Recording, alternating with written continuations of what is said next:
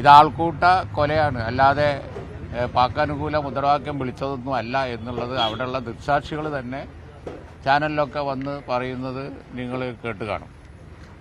അത് മനസ്സിലായപ്പോഴായിരിക്കണം ഗവൺമെൻറ്റും ആദ്യം ഉണ്ടായിരുന്ന വാർത്ത തിരുത്തി പോലീസ് ഓഫീസേഴ്സിൻ്റെ പേരിൽ നടപടിയെടുത്തിട്ടുണ്ട്. ക്രിക്കറ്റ് കളിക്കിടയിലുണ്ടാകുന്ന സാധാരണ ഉരസൽ അത് ആൾക്കൂട്ട കൊലയിൽ അവസാനിച്ചതാണ് എന്നാണ് പറയുന്നത്. ഒരു വ്യക്തി, അതും വളരെ സാധാരണക്കാരനായ നല്ലൊരു മാനസിക സ്ഥിതി ഇല്ലാത്ത ഒരാൾ അവിടെ ഓരോരോ തെരുവിൽ കിട്ടുന്ന ജോലിയും ചെയ്ത് നടക്കുന്ന ഒരുത്തനെ അവിടെ കുറേ സാമൂഹിക ദ്രോഹികൾ ആൾക്കൂട്ട കൊല നടത്തിയിരിക്കുകയാണ്. ക്ലിയറായിട്ടുള്ളൊരു മോബ് ലിഞ്ചിങ്ങാണ്. അപ്പോൾ അതുകൊണ്ട് തന്നെ ദേശീയ തലത്തിൽ തന്നെ ഇത്തരത്തിലുള്ള സംഭവങ്ങൾ ഉത്തരേന്ത്യയിലൊക്കെ ഉണ്ടാവാറുണ്ട്.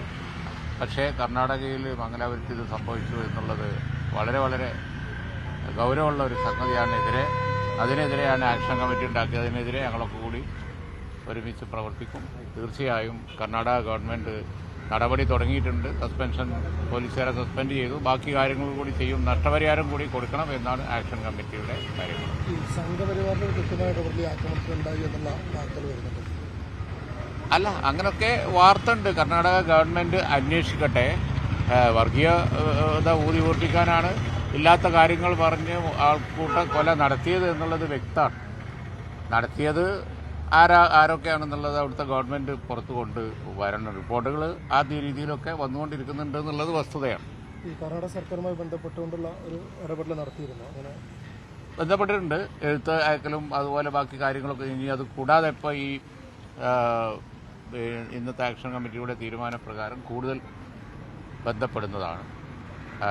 ഇതിൻ്റെ ഇടയ്ക്ക് ഞങ്ങൾ ഗവൺമെൻറ് പ്രതിനിധികളുമായി ഇത്രയും കാര്യങ്ങൾ മനസ്സിലായ സ്ഥിതിക്ക് ഇനി സീരിയസ് ആയിട്ട് ഇടപെടും.